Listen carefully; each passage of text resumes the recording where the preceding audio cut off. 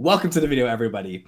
When I started this YouTube channel 7, 8 years ago, the mission was to help Canadians learn about investing. This is something that my friends didn't do very well, millennials in general. Now we talk to everyone, but that was the mission. That was the goal. You know, I remember when you started it, Brandon, and you were young, probably early 20s, I guess, when you started the channel. Yeah. And I remember you saying to me, because you worked for me at the time, and you're saying, you know, Dad, when I run these ideas by my classmates, by my friends, they don't have a clue what I'm talking about. So no. I know you started the channel just to share some basic concepts about investing, managing money, etc. And you know what it says to me is that, and we've discussed this before, bottom line, the school system really fails us as a community when it comes to things like managing money, investing. You learn, if anything, very, very little. I think maybe in grade 9 you had one little course on maybe like an accounting class, but not necessarily. I don't remember anything revolving investing.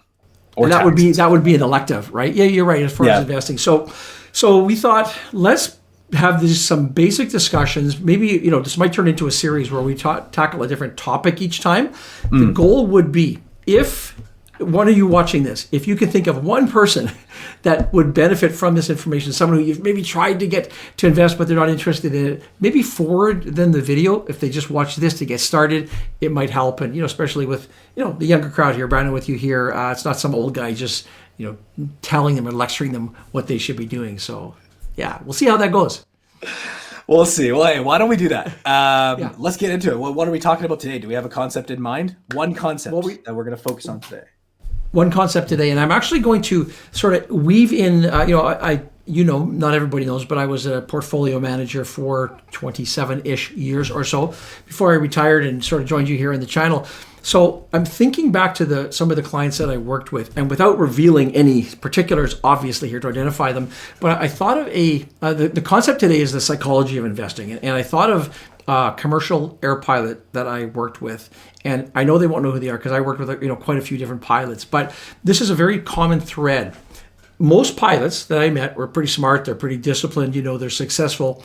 But when it comes to investing, a lot of them kind of do the wrong thing, right? They take big risks. They don't actually have a plan. Ironically, they have a plan to fly the airplane, but they don't have a plan to manage their portfolio. They talk to fellow pilots when they're on those long trips, but I don't know, how do you trust those people? It just seems like you shouldn't, right? Yeah, I've also heard that too. Like, not just pilots. I've also heard there's a number of professional industries where, they may not necessarily be the best investors. I think particularly pilots are probably just talking about the different hot stock picks and what's trendy in the cockpit while they're waiting. Well, and that's one of the downsides of being a pilot is, especially if you're flying overseas, you'll have 8, 9, 10, 11 hours of, flying the airplane, but you're sitting beside someone and, you're going to talk about stuff, right? I think to your point, a lot of, I'm just going to say generically, sort of higher wage earning, higher income professions, you see that because they have excess money, lots of opportunities to take advantage of. So they kind of do things. You really see a lot of FOMO. You see sort of what's the next big bet. You see a lot of that sort of more speculative type of investing. And in particular, I remember having a discussion or a number of discussions with this particular client, and his argument was always, I'm just taking a small piece of it. 5% of my overall portfolio is in this investment, so I'm not risking that much. But what they failed to remember is that if they do this 5 times or 6 times, you're not talking about a quarter or 30% of your portfolio in these higher, riskier investments. So, that was always a concern. That's how it goes because, like you said, if it's genuinely 5% that someone can be disciplined to and take that small amount of their portfolio. Oh, did my mic cut out again? I think it did. Nope, you're good. Yeah. The 5% of the portfolio to me sounds extremely reasonable, but from experience, there's always going to be that next exciting idea or that next hot stock pick or the next one that's trending, and it's tough to let go of one. What ends up happening is, like you said, it's 5% now, and then there's another 5% you'll allocate here and here and here and here. Next thing you know, it's a little more than you should be taking on. Well, and one of the bigger challenges I find is I'm going to go back to that baseline assumption that these are pretty smart people. Right. You learn being an investor that smart doesn't equal successful when it comes to investing, right? The fact that a pilot, we're just picking on pilots in this video, I guess, today, but the fact that you would sit there and you would talk to a smart person And because they thought, oh, there's this great opportunity here, you think that they know what they're talking about.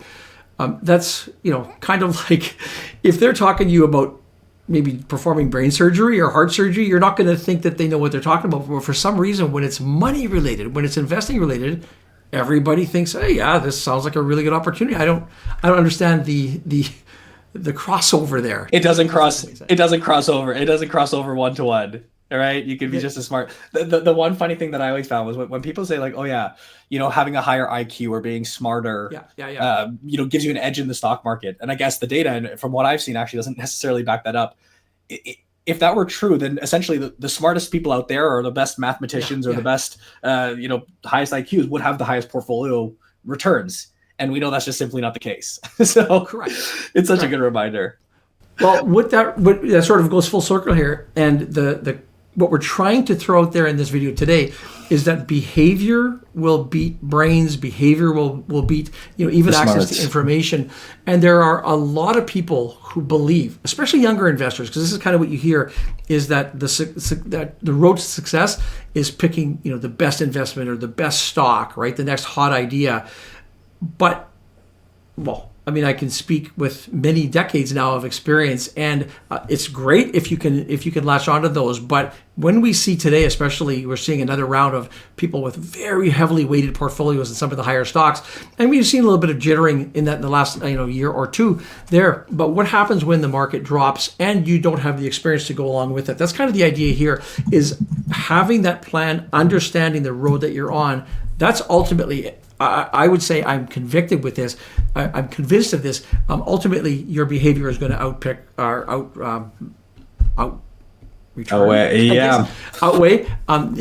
Making the bets. What are your thoughts on that? Being younger, but you've been doing this for a long time now as well. Well, I entirely agree with that, and it brings me back to I think it's the Benjamin Graham concept or the theory of Mr. Market. And I'm thinking that's the intelligent investor.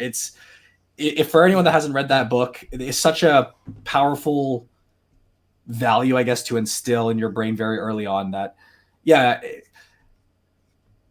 it's the behaviors that an investor showcases over their lifetime as an investor that often, I think, has the biggest impact on their success. One of the things that I was going to ask you, Dad, to maybe wrap up was, if you are a situation, someone like a pilot, someone like a doctor, or someone who's watching this that is in those situations where they have access to these exciting opportunities, they have maybe a little bit of excess capital. How do they go about navigating a time like that? What's the best practice? Great question. And on our channel before, we've spoken about what's called an IPS, or an investment policy statement. And it's quite a comprehensive document. When I worked directly with clients and had discretion over their portfolios, that was a mandatory document. You have to sit down at the beginning of your relationship and they say, yes, you can manage my money, but here are the parameters, right? And an example would be, I want a maximum of 10% of my money in, let's call them high risk investments. Legally, fiducially, from a fiduciary perspective, I was bound to that then. But people don't tend to do that for themselves. No. So one of the things, especially in this cohort here, would be to set out, I'm going to call it a plan. And it's ironic because you think of a pilot, it doesn't matter how skilled they are, they're not going to take off without having that flight plan. They know where they're going. They know if A happens, they're going to do B and C and D. They got their checklists all done and everything. Yeah, to the dot. Correct. So as you said earlier, Brand, I have no problem with people taking some speculative risk. That's fine if that's what you want to do. But know what that is. And it's just like, you're coming in, the clearance on a landing is a little bit sketchy. There's a limit where you say, I'm not going to cross that. I'm going to go, fly around and, go to the alternate landing place. Same thing here. If you set that, I'm going to say 10%. Well, monitor your portfolio. When you get to 10%, okay, that's got to trigger something. You can't say, well, you know what, maybe I'll go to 15 for a little bit. It's got to be a hard, fast rule. Otherwise, you're just setting yourself up for some disaster. That's kind of what I think, right? That's so true. And yeah, it's not an easy thing to do when you've set those, parameters or guidelines in the past. And in the moment, it's certainly not an easy thing to do to follow them. But that's what it takes to be a prudent, I would say, DIY investor. There's a reason you set that in place. So I agree. And it's funny when I think back to our academy. I mean, we had our students do somewhat of an IPS and have those guidelines done.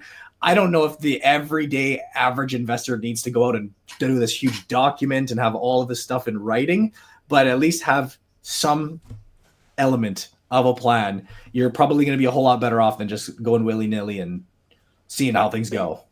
Well, in our course, we compare an IPS to going on vacation, and you know what the destination is. Then okay, we're going to go on this highway and take that road, and you have to have allowances for detours. You know, the highway's washed out. Okay, well, here's plan B. But for the most part, you're staying on that plan.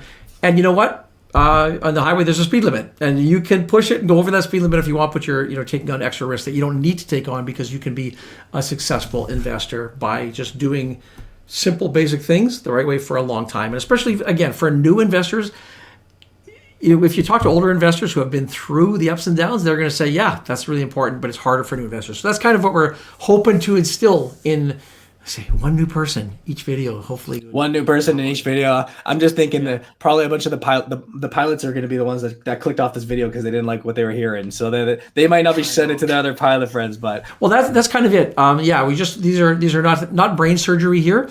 Speaking of brain surgeons and pilots, but it is we're going right back to your roots, Brandon. When you started this channel, the logic was just so well placed. So hey, it's a few years later. Let's sort of circle back to that and just put out just pure, hopefully simple information that can be one little more arrow in the quiver that can help investors work their career, their journey in investing.